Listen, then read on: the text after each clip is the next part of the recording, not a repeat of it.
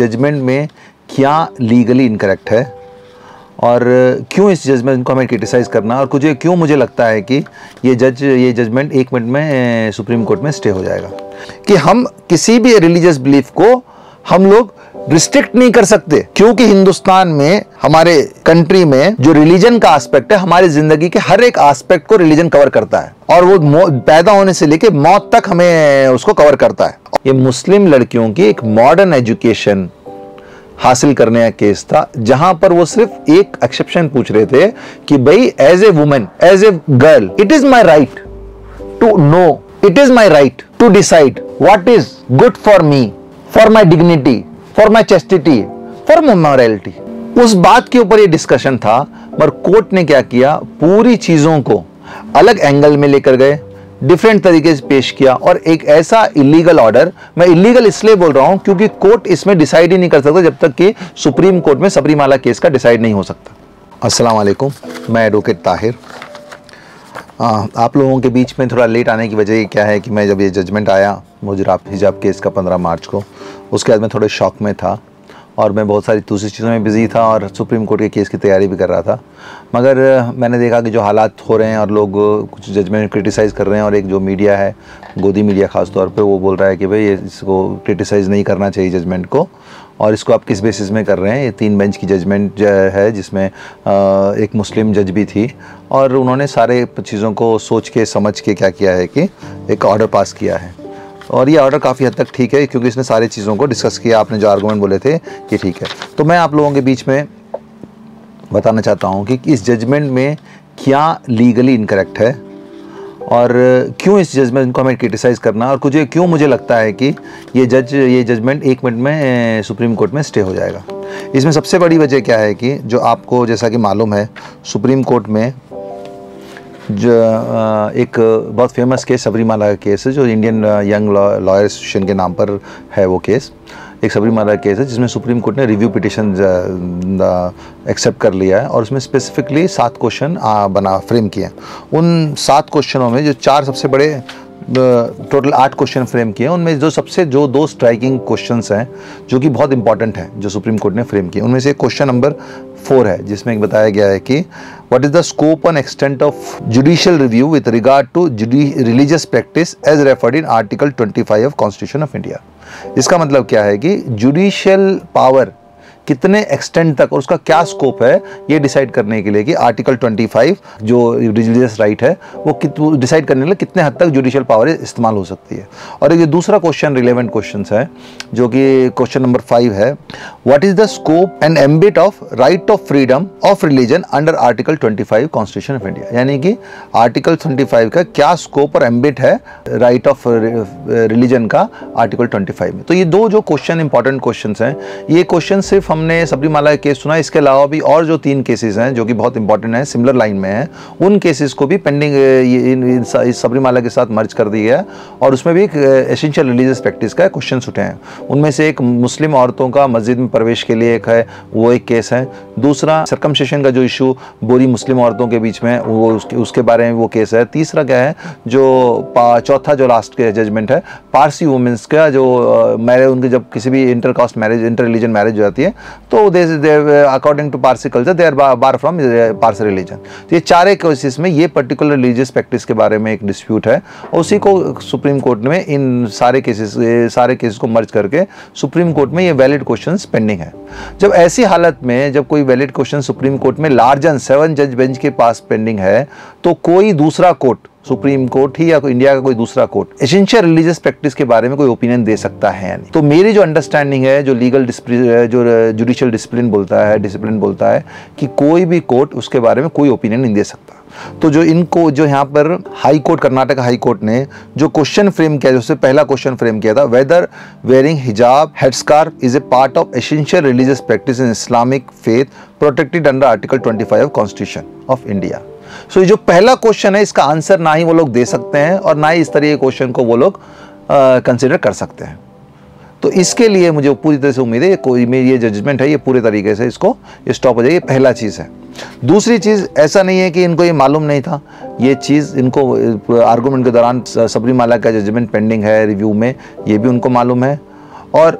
मैंने specifically memo के ज़रिए ये सबरीमाला का जो रिव्यू पिटिशन में जो पॉइंट्स हैं वो भी मैंने मेमो के ज़रिए कोर्ट में भी दिया था, मगर उसका कहीं भी रेफरेंस नहीं आया। और ये जो केस था एक मामूली यूनिफॉर्म का डिस्प्यूट था, जिसमें हमने स्पेसिफिक एक वैलिड जो प्रेयर पूछी थी, जो मेन पिटिशनर्स के, उनका वैलिड प्रेयर क्या थी कि ऑलरेडी PU बोर्ड की एक गाइडलाइंस है, जिस गाइडलाइंस में यूनिफॉर्म नहीं है बोल के बोला गया है, और जो लोग यूनिफॉर्म इम्पोज करते हैं उनके ऊपर एक्शन लेना बोल के बताया गया। फिर भी ये जो कॉलेज, जो PU गवर्नमेंट कॉलेज है, वो इलीगली हम पर यूनिफॉर्म इम्पोज कर रहा है। फिर भी हमें यूनिफॉर्म से कोई परेशानी नहीं है। हम क्या चाहते हैं, हमें एक रीजनेबल एक्सेप्शन देना है, जिसमें कि हमें अकोमोडेट करना है, और जो स्कूल का जो दुपट्टा है उसको हमें हेड स्कार्फ की तरह यूज़ करने देना है। ये एक स्पेशल प्रेयर थी। मगर इस केस को डिफरेंट लेवल पे ले जाकर ऐसे क्वेश्चन फ्रेम किए गए जिस क्वेश्चंस को जो ना ही ज़रूरत थी जिसकी, और उसका ना ही अगर फ्रेम होने का उसको आंसर देने की ज़रूरत नहीं थी, क्योंकि वो लीगल जुडिशियल डिसिप्लिन के खिलाफ है। जब कि एक सुप्रीम कोर्ट में 7 जज बेंच के सामने एक सिमिलर केस ये क्वेश्चंस पेंडिंग है, तो उस अकाउंट में जजमेंट को हम क्रिटिसाइज़ कर सकते हैं। दूसरा जो सबसे इम्पॉर्टेंट चीज़ जो है इसमें, अगर आप देखेंगे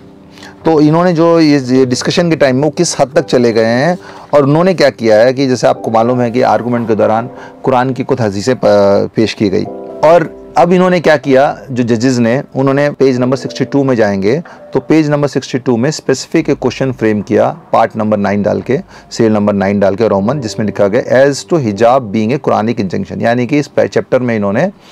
हिजाब कुरान का इंजंक्शन है, यानी कुरान का एक हुक्म है, यानी उसके ऊपर डिस्कशन किया। तो इन्होंने जो भी हम लोगों ने आयतें पेश की थी, उन आयतों के अलावा भी 1-2 और आयतें पेश करी। तो इनमें जो खास तौर पे जो आयतें पेश की गई थी, सूरह नूर की आयत नंबर 31, और जो दूसरी थी सूरह अहज़ाब की आयत नंबर 59। तो इन दोनों आयतों में ये कुरान की डायरेक्ट आयत है। और क्यों ये ज़रूरत पड़ी कुरान की आयतों को देखने के लिए, इस केस में ख़ास समझने की बात है। आपको मालूम है ट्रिपल तलाक का केस हुआ था। ट्रिपल तलाक के केस को जब कंसिडर करने के बाद कुछ लोगों का एक आर्गूमेंट था कि जो ट्रिपल तलाक का जो है वो हदीस से साबित है, और कई मुदस्सिरीन ने इसके बारे में लिखा है, मगर जस्टिस रोहिंग्टन ने उसको डिस्कस करते वक्त स्पेसिफिकली क्या बोला कि जो चीज़ कुरान से साबित है,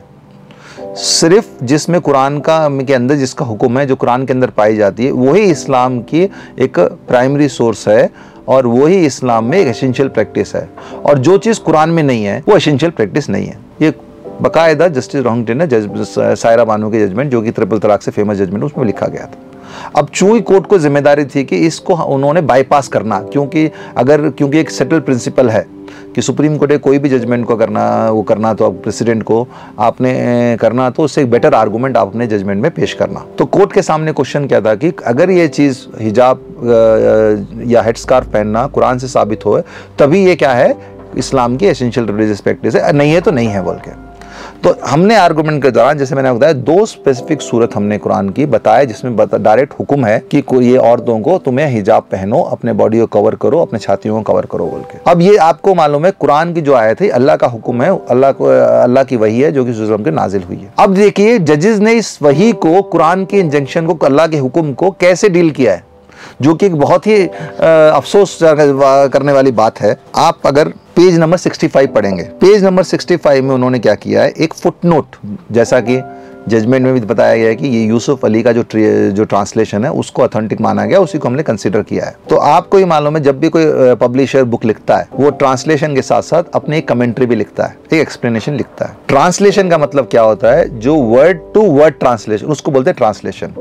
कमेंट्री का मतलब क्या होता है कि उसका एक ओपिनियन उस बात के ऊपर। हमने कुरान, ये यूसुफ अली के ट्रांसलेशन इसलिए लिया गया क्योंकि जजेस को और आम लोगों को अरबी मालूम नहीं है, इसके लिए क्या किया, उसको ट्रांसलेशन को हमने रखा। तो जजेस को क्या है, अपना कन्फाइन किस में रहना चाहिए था, ट्रांसलेशन में कन्फाइन रहना चाहिए था। वो एक स्टेप आगे निकले, एक स्टेप आगे निकले, और जो उसके ट्रांसलेशन में जो फुटनोट थे, स्पेसिफिकली जो आयत को, कुरान का आयत जो कि सूरह नूर की आयत नंबर 31 और सूरह अहज़ाब की आयत नंबर 59 जो कि स्पेसिफिक आयत, तो उन्होंने एक फुटनोट 3767 बुक का 3 जो आयत नंबर 59 के बारे में लिखा गया। और ये आयत नंबर 59 क्या है, वो स्पेसिफिक आयत क्या बताती है कि भाई ये अल्लाह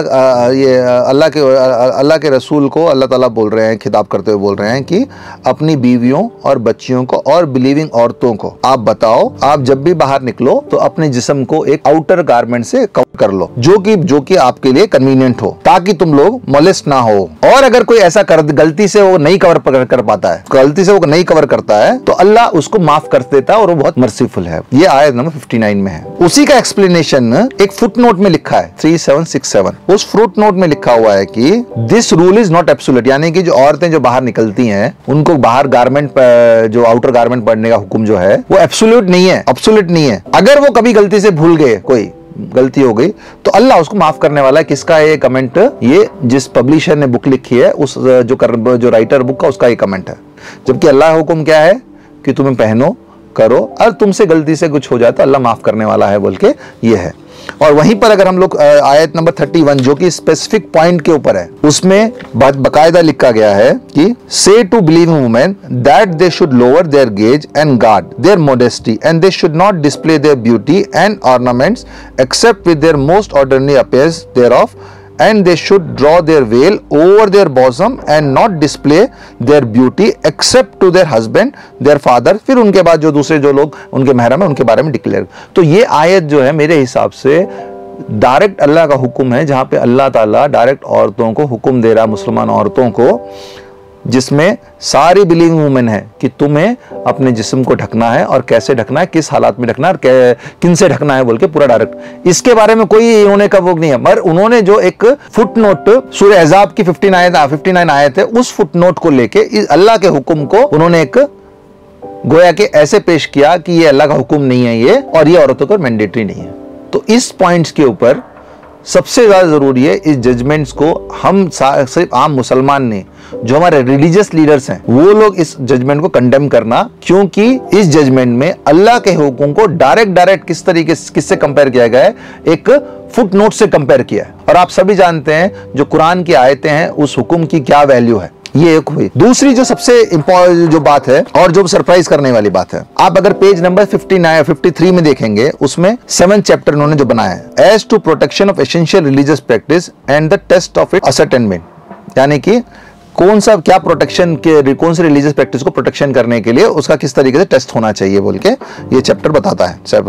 पेज नंबर 53 में। अगर आप देखेंगे तो उसमें पेज नंबर 53 में डॉक्टर अंबेडकर का एक कोट है। ये कोट कौन सा कोट है, ये जब कॉन्स्टिट्यूशनल असेंबली में जब डिबेट होता है उसमें इस कोट को ये बोला गया था। उस कोट में उन्होंने क्या बोला है कि जब ये सवाल उठा कि भाई ये हम किस हद तक कौन सी प्रैक्टिस को आर्टिकल 25 के अंदर प्रोटेक्ट करना चाहिए, तो उसमें इस डिस्कशन में, डिबेट में बाबा साहब भीमराव अंबेडकर ने क्या बोला। और ये बात समझने के लिए जरूरी है क्योंकि हमारे जो कॉन्स्टिट्यूशन के जो मेन चीफ आर्किटेक्ट बाबा साहब भीमराव अंबेडकर हैं, और बहुत सारी चीजें जिनके ऊपर डिस्प्यूट था उनको फाइन ट्यून करने के लिए भीमराव अंबेडकर जी ने उन चीजों को बहुत ही क्लैरिटी से रखा, ताकि वो तभी चीजें ये हमारे कॉन्स्टिट्यूशन में इनकॉर्पोरेट हुई और जगह पा सके। देखिए इसमें उन्होंने क्या लिखा कोर्ट में, the religious conception in this country are so vast that they cover every aspect of life from birth to death. There is nothing extraordinary in saying that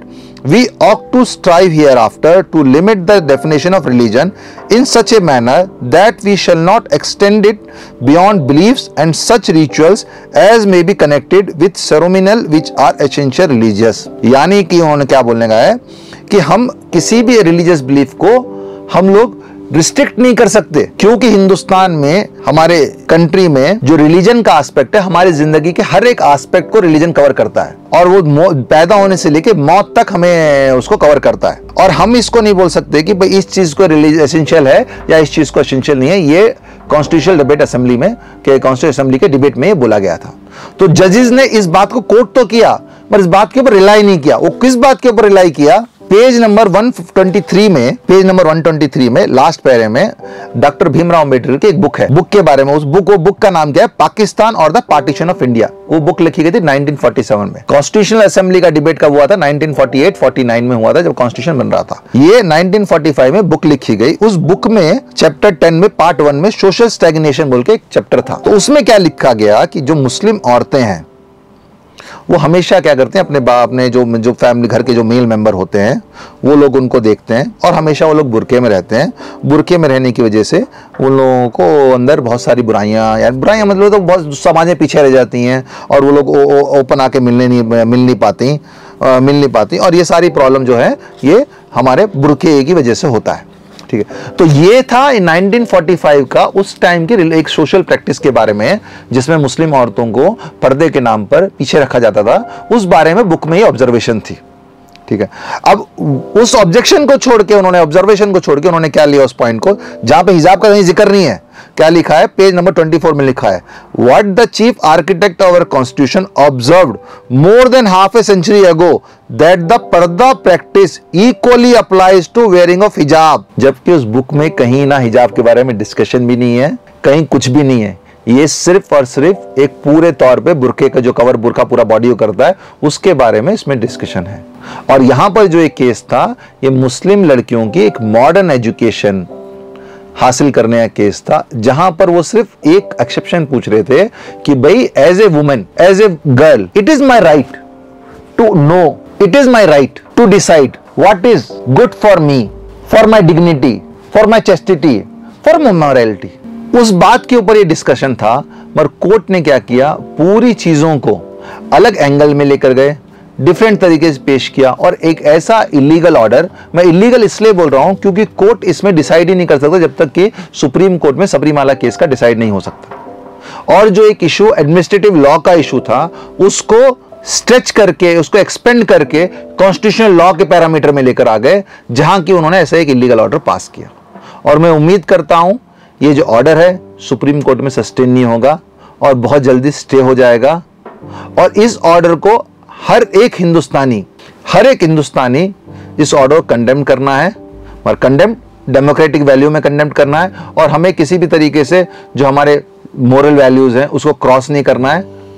और किसी भी तरीके से ऐसे कंटेम्प्ट नहीं करना है कि हमें कंटेम्प्ट ऑफ कोर्ट हमारे पर ना आ जाए। मगर हाँ, एज ए ऑर्डर, ये ऑर्डर एक इलीगल ऑर्डर है, परवर्स ऑर्डर है, जिसको हम लोग चैलेंज करेंगे, और मैं उम्मीद करता हूं कि सुप्रीम कोर्ट से हमें इंसाफ मिलेगा, और बहुत ही जल्द इसका ये स्टे भी होगा, जिससे कि जितने भी कर्नाटका स्टेट के जितनी मुस्लिम बच्चियां हैं उन लोगों को इसमें राहत मिलेगी। जज़ाकल्लाह।